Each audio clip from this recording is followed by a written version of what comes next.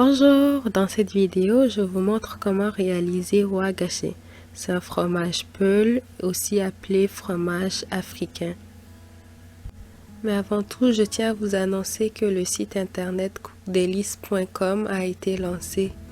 Le lien du site serait dans la barre de description. Présentement, on propose des ateliers virtuels ainsi que des e-books.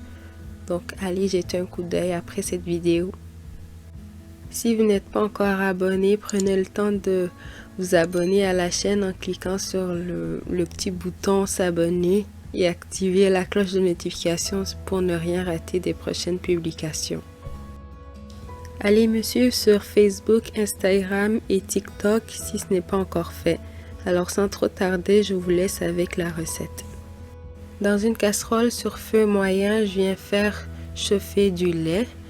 Ici, moi, j'utilise le lait à 3,25% de matière grasse.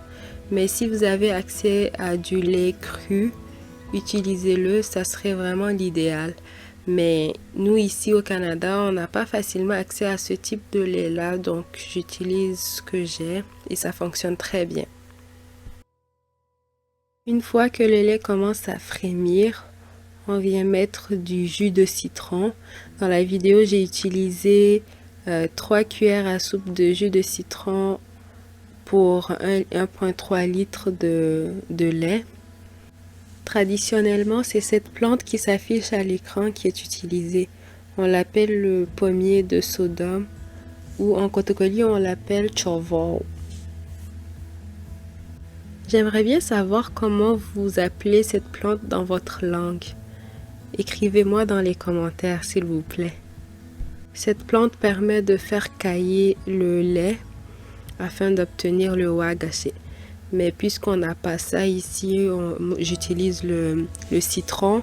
Mais vous pouvez tout à fait utiliser le vinaigre blanc ou le vinaigre de cidre de pomme.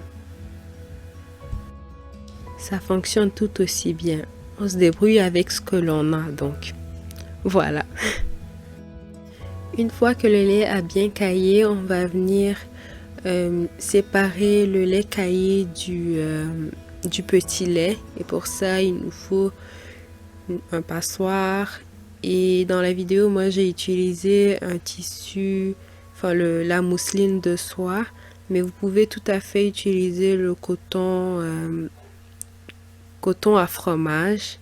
Traditionnellement, c'est un petit panier qui est utilisé. C'est un panier avec des mini trous, donc on perd pas de produit pendant qu'on est en train de le faire égoutter. Mais peut-être que je vous ferai une vidéo de comment faire le wagashi traditionnellement. Plus tard, Inch'Allah. N'oubliez pas de mettre quelque chose en dessous de votre passoire pour retenir le petit lait. J'avais oublié de vous le mentionner plus tôt. Et faites attention de ne pas vous brûler. Une fois égoutté, je viens attacher mon petit tissu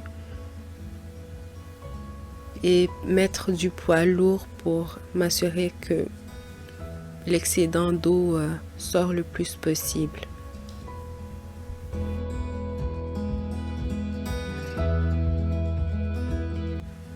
Ici, moi, j'ai utilisé une canne de tomates et j'ai laissé reposer pendant 1 heure environ. Ça dépend de la grosseur de votre fromage. Si vous en faites en grosse quantité, je pense que ça demanderait que ça se repose un peu plus longtemps. Mais c'est à vous de voir en fonction de la fermeté que vous souhaitez avoir. Encore une fois, traditionnellement, on le laisse bien fermir et même on le laisse sécher au soleil pour que ça dure dans le temps.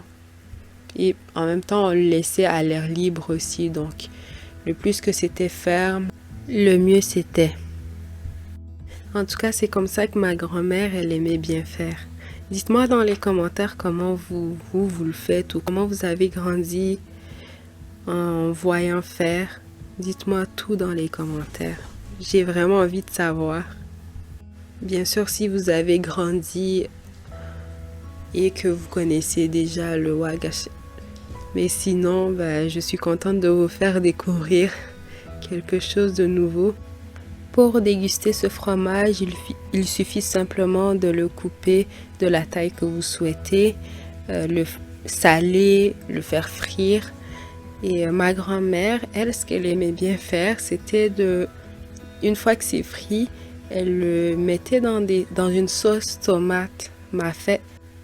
Mafé, c'est le nom de la sauce tomate en kotokoli. Je sais que les Maliens, ils appellent une sauce arachide mafé, mais en kotokoli, mafé, c'est une sauce tomate.